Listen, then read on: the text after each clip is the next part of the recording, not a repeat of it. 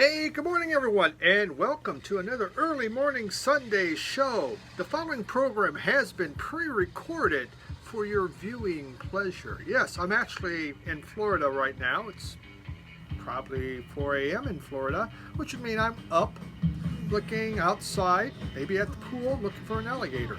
That's kind of my big plan. How do I find an alligator? That would be awesome, as long as I'm not in the alligator. So, let's get through. We have some things to go through today. And look who has come to join us today. After a very long time not being around, we have Cat. And he seems needy. Couple shout outs to a few channels that I've started watching. I just want to throw these out there.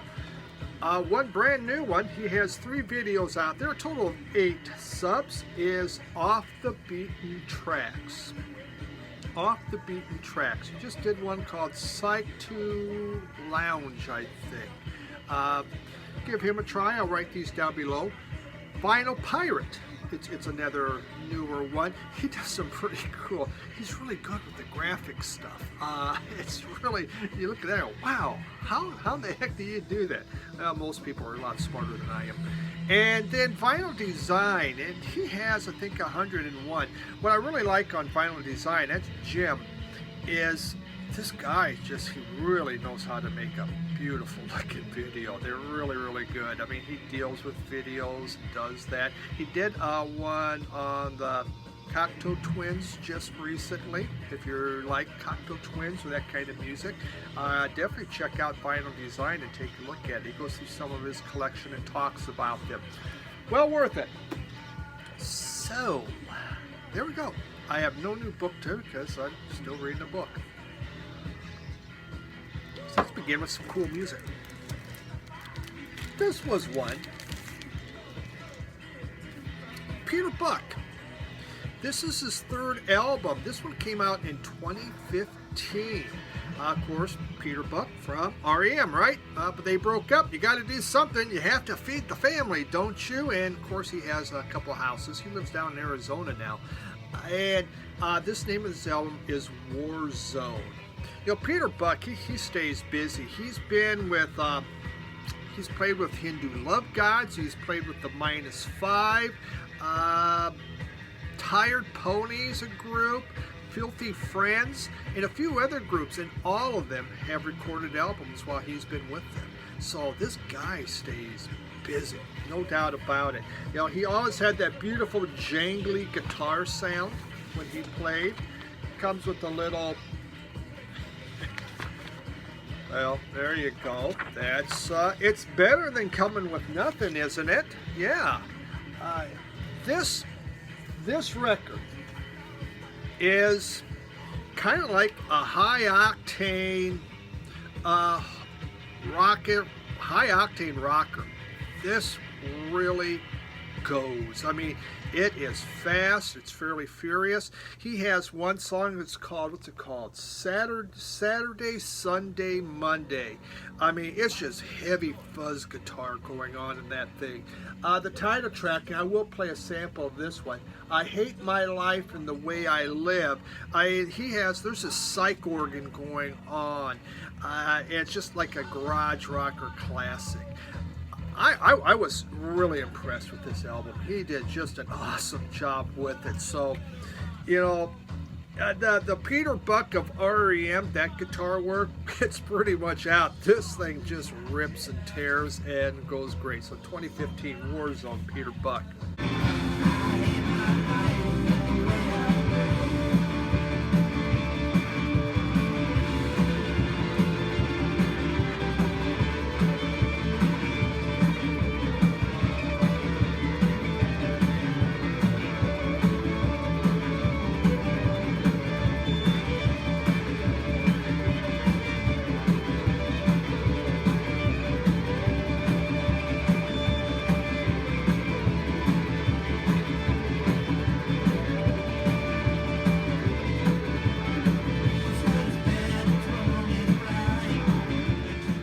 You know, I don't think I've repeated my wall ever, but I did this time because I picked up a new cramp. So let's celebrate one of my all-time favorite groups properly by putting out some of the albums. I mean, that's not all my Cramps albums.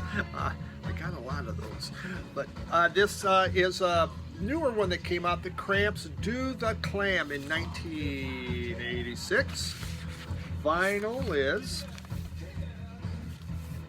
a pretty orange vinyl on there.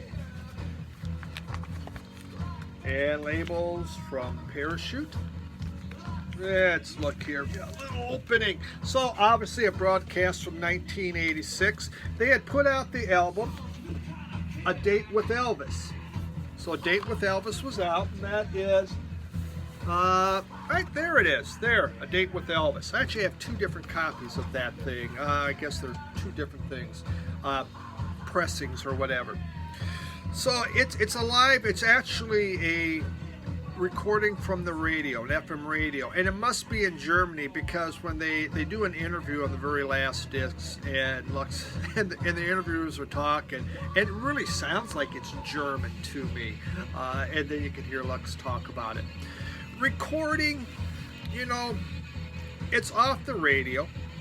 I mean, they did it in the studio, or actually the radio was at the concert, so they did it there. Recording's not crystal clear as far as I'm concerned. It's a little muddy. It's, you know, so I mean, it's not the most perfect live recording, but it does put the Cramps. They were 1986. They're still young. They're furious. They're just garage rock beauty to the whole thing. Lux is just on fire. Lux Interior, he is so darn funny. The very last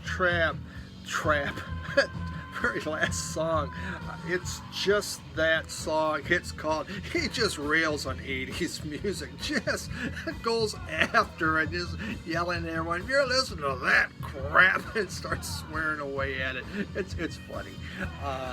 It was a fun album. You know, I pretty much will buy, if it says the Cramps, I'll buy it. There's some stuff out there I haven't. They've been reissuing a lot of radio broadcasts where they've recorded them live and other live shows. So that's what you see coming out.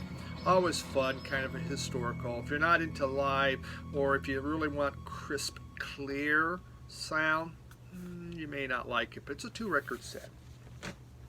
It's the Cramps. What could you do? All right, how about a blind buy? Group called New Guinea. There we go. New Guinea, the Tony Allen Experiment. Look at that artwork. So I'm in a record store, Shake It Records in Cincinnati.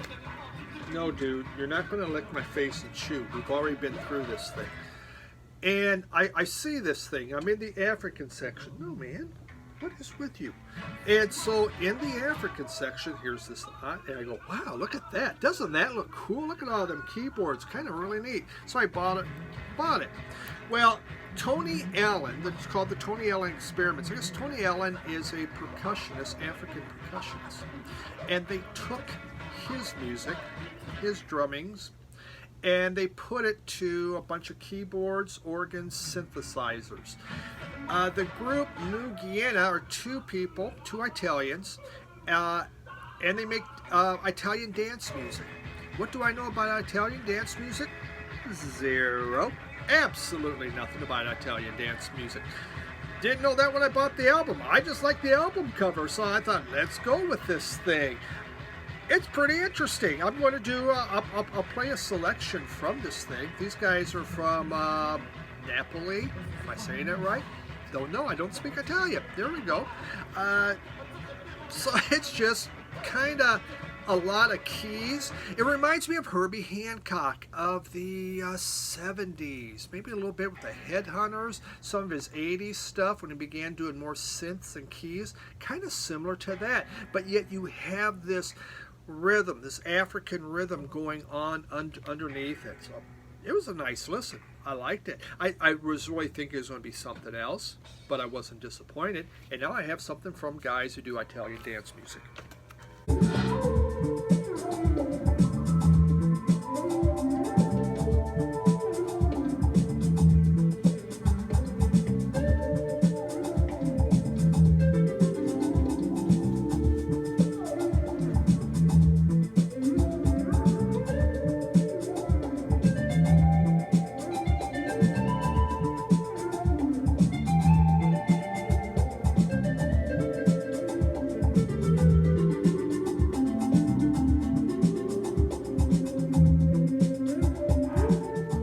couple albums here. Oh, I had 2 Wes Montgomery's albums. This was a record store Wes Montgomery one that was limited. This is of 3,000. That's number 1032. And here's another one. Dude, you're not going to lick my face, man. What is with you? I'm going to just, here. Bye. Goodbye. Goodbye, kitty. Holy cow. All right, we all know when he goes for the face, right? All right, so this one came out in 68. This was his second to the last album that Wes Montgomery made. He was for A&M Records. This one just came out for Record Store Day. You know, Wes Montgomery, I've talked before about him. He was born in Indianapolis in 1925 and actually passed in 68. There's that AMN label. He didn't start playing guitar till 1943. So think about that. He was 18 years old and he picked up and began to play the guitar. By 57, he had recorded his first record album. 52, I believe it was 58 to 63, he recorded with Riverside, and those are considered some of his best recordings. Then he played with Verve from 63 to 66, and then finished his career with 3 albums from 67 to 68 for A&M. This one here, I would call it more kind of outdated pop. It's getting into more, the jazz guitar's there, but it's not exciting, shall we say. It's not like, it's more radio friendly. You know, you could put on an AM radio and you would hear this thing playing, and the housewife would go, well, isn't that a nice song? It wasn't exciting to me, and I think it's dated. I just saw it there and thought, oh, Wes Montgomery, I don't know much, about the album, so I bought it. Wasn't a favorite. This one here, now this was when he went, so he took up the guitar, began playing the 40s, but nothing was really happening. In the 50s, he went back to Indianapolis and played the clubs. He kind of went into obscurity, but his stuff was being recorded. And so here is some of the stuff that he was recording before he really got his Riverside contract going on. This was really good. I don't know how hard it is to find out there or anything. It's a 2-record set, but well worth it. And to me, it's Wes Montgomery. It's a very young Wes Montgomery learning what he wants to do, playing in the clubs. So done in Indianapolis. Really like this album a lot. Now, I had a choice between, I had the Bill Evans and I had this one. I wanted them both, but I had to choose, and I went with the Wes Montgomery. Right or wrong, I don't know. I like Bill Evans too. This has been shown a lot because really it's at a great price out there. It's Sonny Rollins' Saxophone Colossus. Seen it all over the vinyl community. This came out in 1956. Sonny Rollins, obviously a saxophone player, right? This one here, one of the standards, one of these songs, St. Thomas, became a standard. It has calypso in here, there's some ballads, and of course there is hard bop. You'll hear that. One song, Blue 7, goes on for over 7 minutes. What made that song fascinating is they composed it on the spot. They just began to play it and they put it together.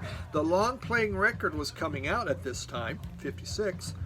So this was one of the first songs to be done like that, and it's just kind of really interesting to sit and listen to find out. This is on the National Recording Register now, so it's considered, one of those all-time great American classics that's really important to have. Again, this guy does a lot of power bop. He was a jazz prodigy. And he began recording with the likes of Art Blakey and, who else? Bud Powell. Art Blakey and Bud Powell, before he was even age 20, he was already recording. He was that good of a saxophone prodigy out there. Great album. It's really inexpensive. You can get this like for $16. It sounded good. It's You know, Prestige is doing these reissues like Blue Note. It's a great time if you can find, obviously, original. If you can afford that's worth going for it. Chris Tombstone Landscape, there's no doubt you have it. Chris First Pressing Goodness, no doubt you've probably found one already. Me, I'm lazy, I went that route. How about some Zydeco? Found this one in Nebraska. Yes, I have to go to Nebraska to find Zydeco music. Nebraska, the second home of Zydeco. Probably not, which is why I still found it. Clifton Chenier, king of Zydeco. Talked many times about him. Always looking for his stuff. I just love that Louisiana music. The Cajun music, the Zydeco music. This stuff's always happy. It's fun stuff to listen to. It's a variety of his songs that are on this album, so it isn't like one of the ones that it's a repress, it's a reissue, but great music. If you want to get into Zydeco, Clifton Chenier, Rockin' Dopsy are two of the key people I think worthwhile getting into. And yeah, I know, meow. But I also found this one, CJ Chenier. So when Clifton passed away, his son CJ took over. Now CJ, he was born, I think it was in the mid-50s, probably 1957, I believe. And he never knew his dad, which was Clifton. I mean, Clifton's a musician, went around. You know, his real name is Clayton Joseph Thomas. Never knew nothing about Zydeco. Now, Clifton Chenier kept in touch with his ma, but never really talked to him. Well, he wound up taking up the saxophone and began playing sax, and had, you know, some different bands. I'm thinking they're in Port Arthur, Texas, and so he had some soul and funk bands going on. Well, his father was out listening to him. I think when he was 16, he finally heard Zydeco and didn't like it whatsoever. He goes, God, that thing's so repetitive, and just had no interest in it. Well, eventually his dad says, come play in my band. So he took his saxophone, began playing with Clifton Chenier, and this was in the 70s. Well, Chenier was, as he's getting older, he had diabetes. He knew he wasn't going to last forever, so he told CJ, which, yeah, he had changed his name now to CJ Chenier instead of Clayton Joseph Thomas. CJ, Clayton Joseph, got rid of the Thomas and became Chenier. So Clifton says, you need to learn the accordion. So he began to learn it. He goes, man, that thing was hard to learn. It was just tough. But he played the background for Clifton until finally Clifton was having just a terrible time, you know, just getting so sick and getting old. So CJ began to come up to the front. Well, Clifton, of course, the king of Zydeco, passed, and CJ took over his band, the Red Hot Louisiana Band. And this album is called Let Me in Your Heart, and this is from the 80s here, I believe 1988. So it's with his band. There's a picture of Clifton's brother. He played the washboard. Great stuff. All right, so he uses more guitars. You'll hear guitars in here. You hear more sax in here. It's more updated Zydeco going on. So he's taken the traditional, but he's added more to it. Now again, late 80s and the 90s, they're still out there, they still record, they're still making music, they're still playing.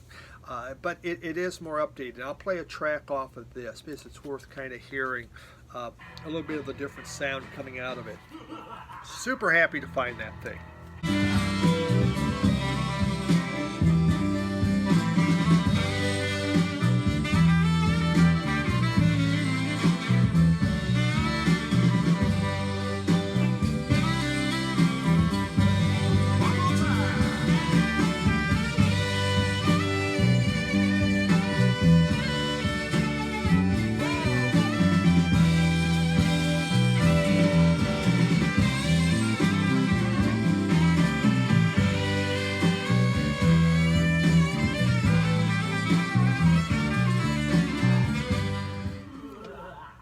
Maurice John Vaughn. This was something I just saw. No idea who he is or what he is. Blues man, obviously. The generic blues album. he was born in 52. He took up the saxophone at age 16. Everyone takes up the saxophone. You know what? For those of you out there doing saxophone, you need to be in a rock and roll band. Pick up the guitar, accordion, whatever. Chances are you'll go far. Wow. That should be lyrics. Okay, so bluesman. Actually, this guy started out funk and soul too. That's what he was playing. He had the sax and he was playing that. Then began to learn how to play the guitar. But he really wasn't interested. But in the 70s, again, it was just more. In the 70s is when he started playing guitar, playing funk and blues. But he was a session musician too, and he was playing a session. He had a guy playing with him named Phil Guy. And Phil Guy was a bluesman. He says, you need to play blues. You need to be doing the blues. Got him convinced into doing it, so he did. And he's put out a variety of blues albums, basically in the 80s till about 1992, I believe. This one here was recorded originally in 84. This is a 1988 repress of it. He was a big session musician. Also, big fan of Howling Wolf. He had songs on here. Again, he updated the blues. So this is 1980s, right? One of the songs, Computer Took My Job. It's pretty funny. It's a blues about 1984. Them dang computers coming in taking your job. Guy was a visionary, wasn't he? They were already taking it. Garbage Man Blues, Girl Don't Live Here, Generic Blues, Wolf Bite, his tribute to Howlin' Wolf. I'm going to play you I Got Money. Is it a blues classic? No, it's not. Is it great blues and fun blues to listen to? It sure is. I really enjoyed it. So there we go. Maurice John Vaughn, someone I was unfamiliar with. He's still out there. He's done a lot of producing. Still playing. Well, this hell don't feel like working no way. Listen, you can call up the landlord, tell him I'm moving out. I'm going out in the suburbs and get me a raised down house. I got money for I ain't going nowhere today. When it don't feel like working no way. I feel like playing my guitar. Final one this week is it was live Creedence Clearwater Revival in Europe. And this is from Portugal. Isn't that nice? Not too often I get something from Portugal. Probably the first time I have bought something from Portugal. And here is the label. It's on the Fantasy label. Just a live show from 1973 of Creedence Clearwater. John Fogerty, Clifford, and Stu Cook, they're all singing on here. They're all on here. They probably blew up right after this thing. Growing up, I wasn't a huge fan of Creedence, but as I've gotten older, I've gotten into that music more, and now I think I have most of their stuff on vinyl. Got it all on CD. So this was a neat pickup. I hadn't seen this before, so I was really happy to grab this and add it to the collection. Nice live album. Some like live, some don't. I enjoy live. I just like to hear how they do things. As long as you don't have like that Outsider album from last week, Screaming Girls. There we go. Wow, I think that was pretty quick. So, thank you everyone for tuning in. Next week's broadcast, I'll probably be looking like a bronze god. You guys are gonna go, wow, man, that guy looks awesomely good. Either that or I'll have skin peeling off my face all over the place. Cat says hi. Now you know, once again, he's back, so he's still alive, but he wants to go out, and he's really pissed at me sitting here because he wants to be outside. So thanks for tuning in, as you always do. Please comment, like, whatever you do, whatever you want. Get a hold of me about anything. Love to talk with each and every one of you. Have a great day. Bye.